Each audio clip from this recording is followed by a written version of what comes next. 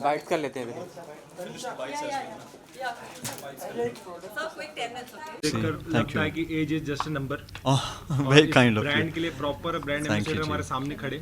आप बहुत प्यार से आपने ये इंट्रोडक्शन दिया है, उसके लिए बहुत बहुत शुक्रिया। थैंक यू जी। सर मैं आपसे जानना चाहूँगा, शुरुआत हुई इस ब्रांड को लेकर, आप अगर अपनी केयर की बात करें, स्क्रीन रूटीन की, किस तरीके से मेंटेन करते हैं आप अपने आप को, क्योंकि आपके एज को पहचाना बहुत मुश्किल हो गया है। सर अगर मैंने आज इसका खुलासा कर दिया तो ब्रांड वाले मुझे यहीं से निकाल देंगे क्योंकि टू बी वेरी ऑनेस्ट मेरा मानना है कि personal grooming is all about hygiene to begin with पहली बात तो वो है। मैं इतने ज़्यादातर प्रोडक्ट्स खुद इस्तेमाल नहीं करता, बट ख़ास तौर पे there are only a few things that I need to take care of, like when it's exposure to sun, तो उसका जाहिर सी बात है there will be an SPF।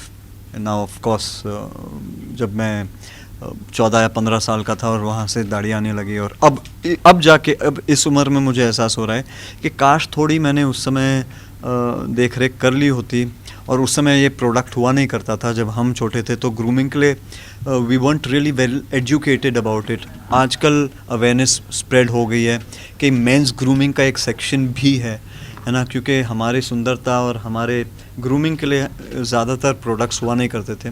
तो मैं उस पीढ़ी का एक बच्चा था और हूँ जो सिंपल एक साबुन के साथ आता, अपना हाथ मुंह धोता। आज भी मैं ज़्यादातर तो वही करता हूँ, बट आई थिंक जैसे जैसे एक्सपीरियंस मिला है, जैसे जैसे काम के साथ एक्सपोजर मिला है, I think it's very important for everyone to understand the importance of not just grooming from a look point of view, but from a health and from a personal taking care of yourself point of view also.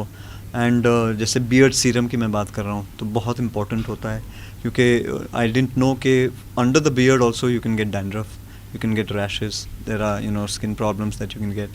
So of course those people who like to maintain their beard, they must use things like that. Then there's a lip scrub, things, simple things like this. अभी हम day to day हम एहसास नहीं करते, but दांत तो brush करते हैं, दांत मंजन करते हैं, बट दांत के आगे भी तो कुछ है जो हर दिन किसी ना किसी चीज़ से एक्सपोज हुआ जा रहा है। कभी आप सिगरेट पी रहे हैं, कभी आप कोल्ड ड्रिंक पी रहे हैं, कभी आप चॉकलेट खा रहे हैं, कभी कुछ ना कुछ, the sun, the exposure, the work, धूल मिट्टी, look at the environment nowadays also.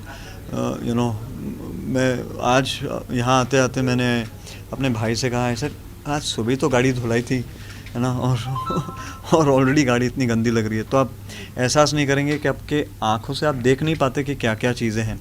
तो we don't realize these things, but as you age, फिर ऐसा सडनली एक दिन आप अपने चेहरे को देखोगे आईने में और कहोगे, यार what suddenly has happened, why am I suddenly looking old.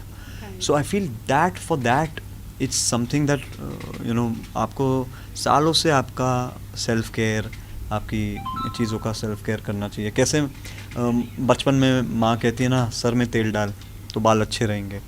I think similarly ये हमारे जितने डैपर डूड के प्रोडक्ट्स हैं, वो बस वही एक हमारे ऑडियंस तक वो एक इन्फॉर्मेशन और एक एजुकेशन के पॉइंट ऑफ व्यू से हम पहुंचाने की कोशिश कर रहे हैं।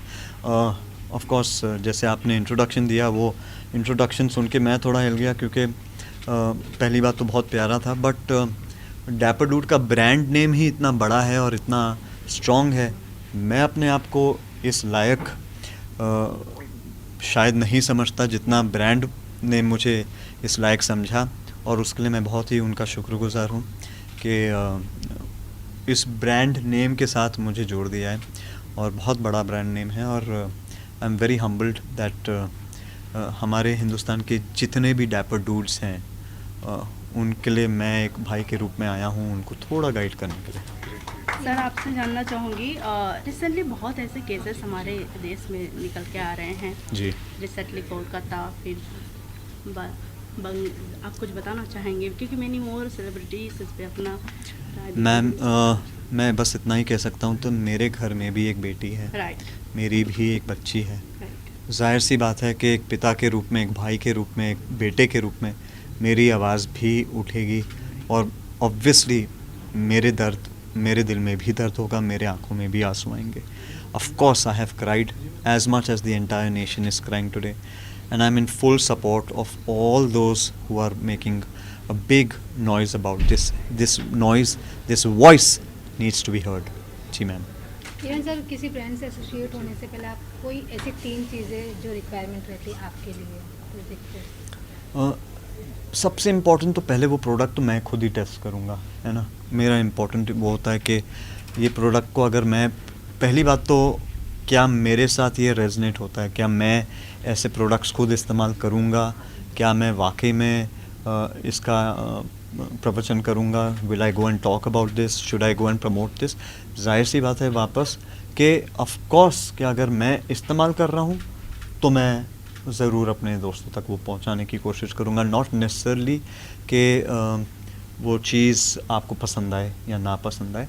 मेरा मानना है कि इम्पोर्टेंट है. शायद किसी और का मानना होगा कि यार I don't like to be natural, है ना. तो मेरा भी ये मानना है कि जितना आप नेचुरल करें ठीक है, बट ये गाइडेंस होता है, एक प्रोटेक्शन होता है. जैसे हम सनलाइट में जाते हैं और लोग कहते हैं ना एक SPF लगा दिया करो क्योंकि ये हो जाएगा वो हो जाएगा. पहले एहसास नहीं होता था, बट अब स्किन बर्न होता है या कुछ होता है, कोई बीमारी हो जाए तो फिर आपको बाद में एजुकेशन मिलता है. ऑफ कोर्स मैं खुद भी एजुकेट हो रहा हूँ इन चीज़ों से, और जितने ब्रांड्स के साथ अब तक मैंने एज एन एम्बेसडर मैं एसोसिएट हुआ हूँ, हमेशा मेरा ये रहा है कि चाहे वो कपड़ों के लेकर हो, कि मुझे लगता है ये फैशनेबल है तो मैं कोशिश करता हूँ कि मैं अपनी ऑडियंस तक कम से कम वो पहुँचाऊँ. सिमिलरली अगर मुझे लगता है कि मैं ये खाता हूँ या ये पीता हूँ, प्रोटीन शेक है या कुछ है, तो मैं अपने ऑडियंस तक वो कोशिश करता हूँ वो इन्फॉर्मेशन पहुँचाने की. बस. Thank you sir. Thank you. Thank you ma'am. Thank you. क्या बात है. लेफ्ट में लाइट राइट है sir. Sit your left sir.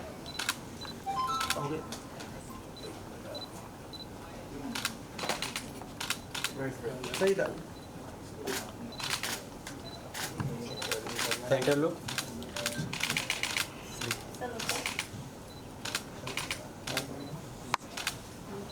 Sir यार